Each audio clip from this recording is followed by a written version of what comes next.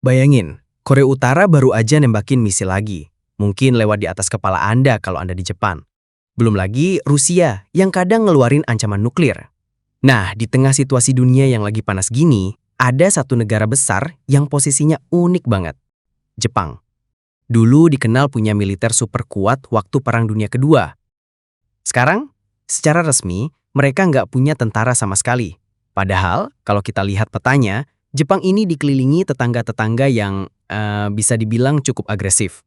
Tiongkok sering menyenggol soal wilayah sengketa, Korea Utara hobi main rudal, bahkan Rusia juga punya incaran di dekat sana.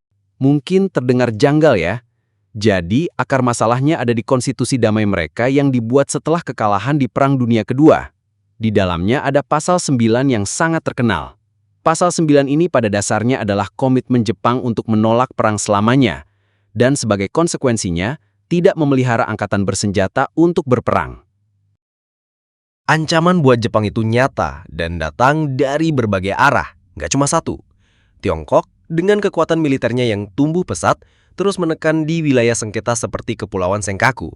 Belum lagi ambisi mereka di Laut Cina Selatan, dan sikapnya soal Taiwan yang pastinya bikin Jepang was-was karena letaknya yang dekat. Di sisi lain, ada Rusia. Sengketa Kepulauan Kuril antara kedua negara ini belum juga selesai, dan Rusia belakangan malah sering pamer kekuatan militer di area tersebut. Kadang latihan bareng Tiongkok pula. Dan tentu saja, Korea Utara. Negara ini sepertinya nggak pernah bosan ngetes misil balistik. Beberapa kali bahkan terbang tanpa izin melintasi wilayah Jepang. Ditambah lagi, program nuklirnya yang bikin seluruh kawasan merinding.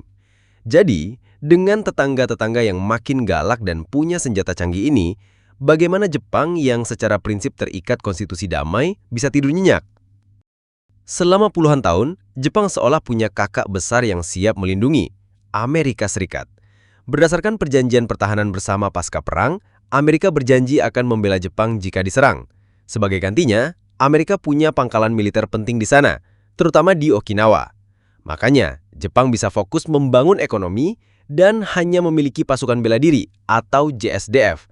JSDF ini canggih loh peralatannya, tapi fungsinya murni untuk bertahan, nggak boleh nyerang duluan sesuai konstitusi. Tapi belakangan ini, hubungan dengan kakak besar ini mulai ada dinamika baru. Presiden Amerika misalnya secara terbuka mempertanyakan perjanjian tersebut, meminta Jepang membayar lebih mahal untuk perlindungan, dan bahkan sempat mengisyaratkan Amerika bisa saja menarik diri. Jika payung keamanan dari Amerika Serikat ini mulai goyah, atau nggak pasti, apa pilihan yang tersisa bagi Jepang untuk benar-benar membela dirinya sendiri? Menghadapi situasi yang makin nggak pasti ini, Jepang tentu nggak tinggal diam. Mereka berusaha memperkuat kerjasama dengan Amerika, membeli alutsista canggih, dan makin serius soal keamanan cyber. Tapi yang lebih pelik adalah perdebatan sengit di dalam negeri. Di satu sisi, banyak masyarakat Jepang, terutama generasi tua, yang masih teguh memegang identitas damai bangsanya. Trauma bom atom Hiroshima dan Nagasaki itu membekas banget, dan nilai-nilai anti perang ini diajarkan turun-temurun, salah satunya melalui museum-museum perdamaian. Mereka menolak keras ide untuk kembali menjadi negara militeristik. Tapi di sisi lain, suara-suara yang lebih realistis, termasuk dari generasi muda dan beberapa politisi, mulai bilang kalau Jepang butuh kekuatan lebih untuk melindungi diri. Muncul diskusi soal kemampuan serangan balasan, bahkan ada yang sangat hati-hati mulai berbisik soal perlunya senjata nuklir sebagai penangkal. Ini bukan cuma soal keamanan, tapi sudah menyentuh pertanyaan mendasar soal jati diri bangsa. Jadi, di persimpangan jalan sejarah ini, haruskah Jepang mengorbankan sebagian identitas damainya demi bisa bertahan hidup di lingkungan yang makin keras? Selama lebih dari 70 tahun, Jepang telah menjadi sebuah eksperimen unik dalam sejarah modern. Negara industri besar yang secara sadar memilih untuk menolak perang sebagai alat kebijakan. Tapi kini, di tengah meningkatnya tekanan dunia dan ancaman nyata di depan mata, prinsip kekerasan dan perang harus dihindari dan konflik harus diselesaikan secara damai, kini sedang diuji habis-habisan. Akankah Jepang mampu mempertahankan prinsip damainya dan tetap menjadi simbol harapan di dunia yang sepertinya makin haus akan konflik?